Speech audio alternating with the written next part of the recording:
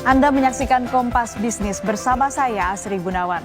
Saudara, di pekan pertama bulan Maret, 2 hari berturut-turut Presiden Prabowo Subianto mengundang 8 konglomerat ke Istana Jakarta. Pertemuan Presiden dengan sejumlah taipan digelar untuk membahas berbagai isu strategis termasuk program makan bergizi gratis dan Danantara.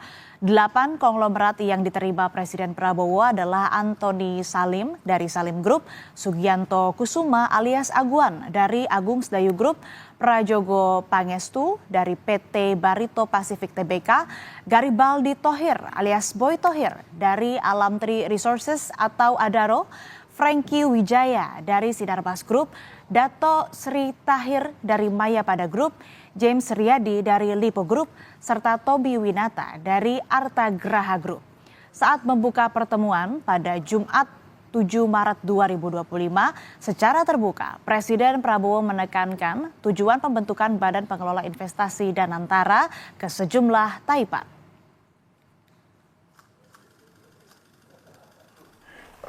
BUMN, usaha-usaha negara, dan antara ini kita konsolidasikan untuk melaksanakan suatu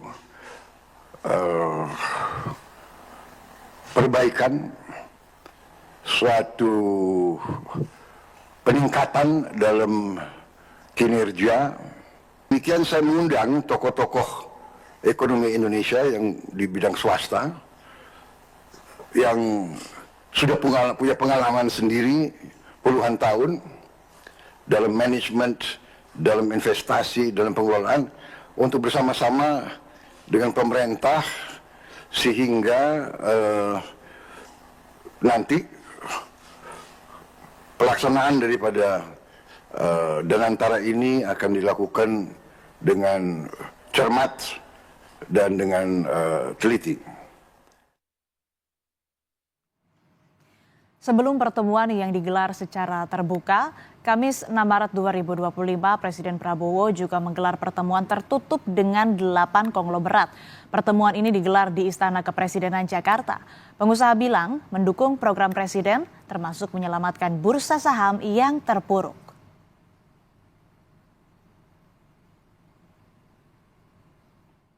Bapak mengutarakan program-program Danantara, makan gizi gratis, perumahan. Kebetulan kan hari Selasa juga saya sama teman-teman di Capital Market, begitu saham turun kan kita juga support kan, ada buyback apa segala macam, langsung kan rebound gitu. Jadi itu menunjukkan bahwa kalau kita sama-sama, kita gotong royong, kita kompak, insya Allah negara kita tuh secara fundamental bagus kok. Pengusaha yang kemarin bertemu presiden hari ini diundang lagi gitu ya? Kita salah satu yang diundang. Banyak kok, ada yang lain. Yang lain nggak tahu.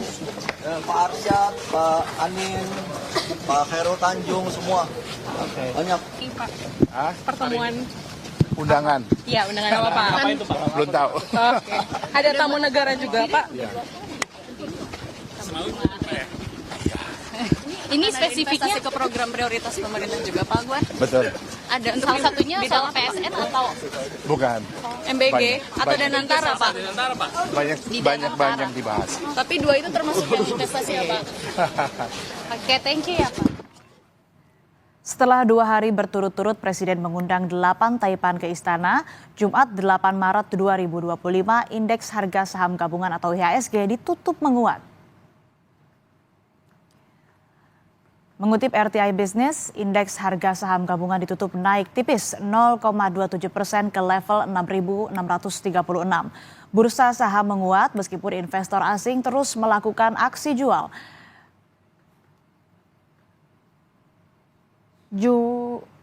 Dana asing yang hengkang 791 miliar lebih, sedangkan kalau diakumulasi satu pekan, asing yang jual saham mencapai 2,57 triliun rupiah. Sejumlah saham yang terafiliasi nama besar pengusaha Antoni Salim, Sugianto Kusuma, dan Prajogo Pangestu naik signifikan.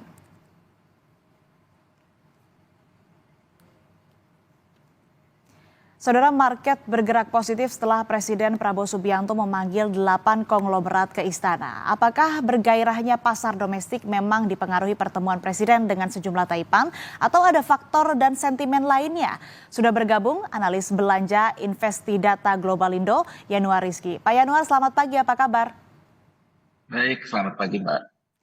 Pak, apa yang dibaca market setelah Presiden Prabowo ini bertemu sejumlah konglomerat?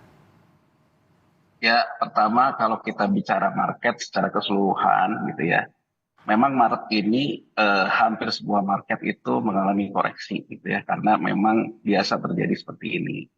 Nah, tekanan memang besar di pasar Asia gitu, karena terkait dengan Jepang, Bank Sentral Jepang memberikan sinyal bahwa dia juga akan melakukan normalisasi neraca moneter, gitu. Jadi artinya kebijakan moneter kontraksi yang sama dengan yang dilakukan oleh Bank Sentral Amerika, The Fed.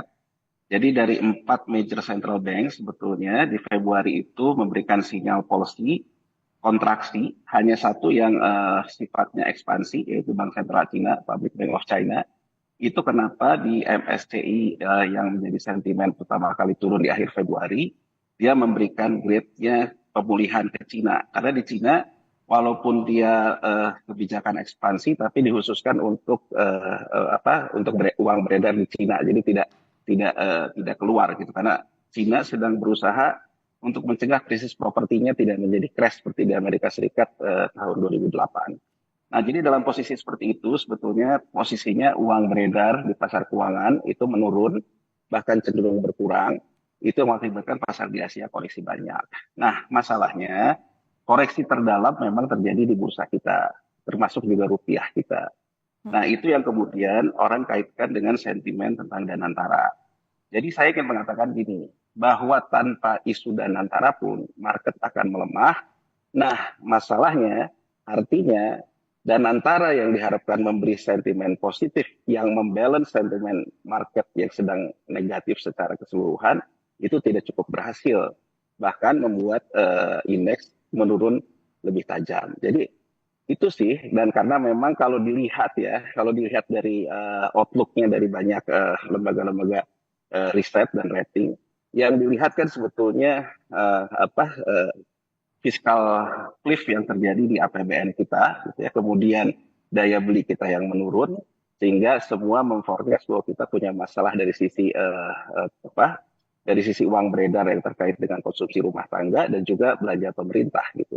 Itu sih yang sebetulnya sentimen sentimen utamanya. Nah, terkait Danantara sendiri. Ya gimana?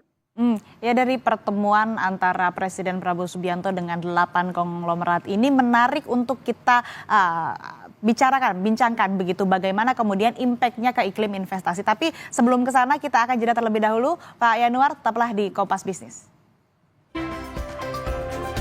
Masih di Kompas Bisnis dan kami masih membahas soal dampak dari pertemuan Presiden Prabowo Subianto dengan 8 konglomerat bersama dengan analis belanja Investidata Globalindo Bapak Yanuar Rizky. Pak Yanuar, tadi sempat terpotong, kita lanjutkan. Anda sempat menyebutkan juga bahwa IHSG ini ada hitung-hitungannya, tidak serta-merta ini faktornya karena pertemuan Presiden Prabowo Subianto dengan 8 konglomerat. Tapi yang ingin saya dalami ini bagaimana kemudian pengaruhnya ke dunia bisnis dan juga persepsi investor atas pertemuan tersebut. Pertama gini ya, Danantara di persepsi pasar secara keseluruhan memang tidak cukup baik ya. Artinya terutama terkait dengan tata kelola dari Danantara tidak sesuai dengan ekspektasi market gitu ya. Kemudian juga banyak salah komunikasi yang juga dilakukan oleh pemerintah. Jadi blunder itu juga yang memberikan market tidak cukup confidence melihat Danantara ke depan. Nah, kalau dalam posisi market tengah, dalam posisi short gitu. Jadi artinya kan gini, yang harus dipahami saat ini sebetulnya walaupun market di hari Jumat itu naik, sebetulnya market mengalami volatilitas yang dalam jangka pendek. Jadi kalau saham itu volatilitasnya itu dalam jangka yang sifatnya long, itu dia sebetulnya akan koreksi negatif, kemudian dia akan koreksi positif, dan selanjutnya akan upping trend gitu ya. Nah, kalau kita lihat volatilitas tahunan kita di akhir pekan kemarin, itu naik yieldnya ke 34% dari sisi IHSG.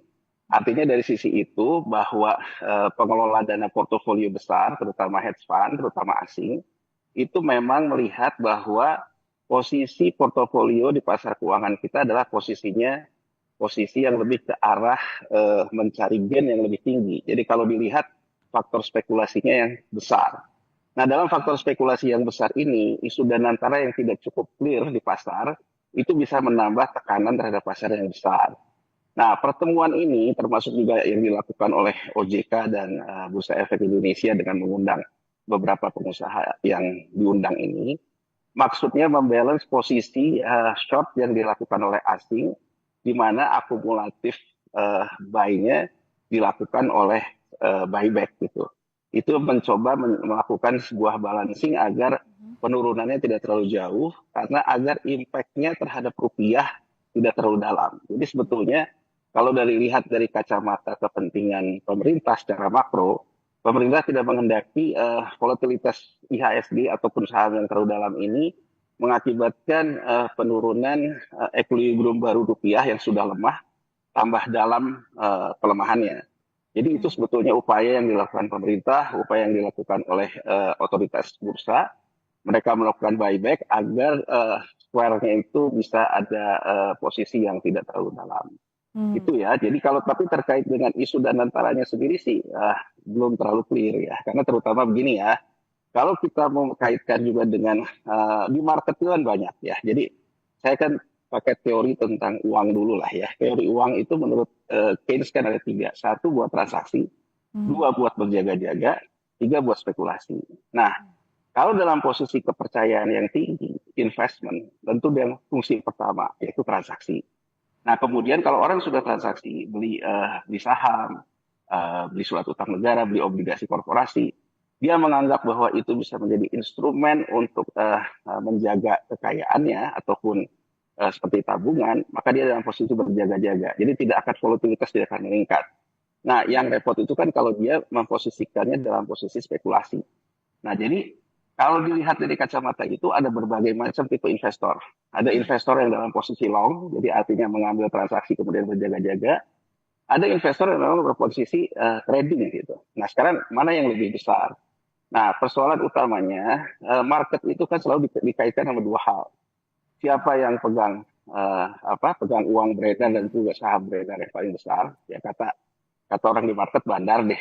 Dan siapa yang pegang isu, dialah yang akan mengendalikan permainan. Nah, danantara sejauh ini menjadi isu. Apakah isu yang ke arah long term dalam posisi long, apa isu yang sifatnya juga akan mengarah ke arah spekulasi. Nah, kalau di capital market, orang akan melihatnya seberapa jauh danantara ini bisa mengelola tentang good governance ataupun tata kelola. Good governance kan akan dilihat juga dari persoalan apakah institusi danantara menjaga yang namanya transaksi konflik kepentingan.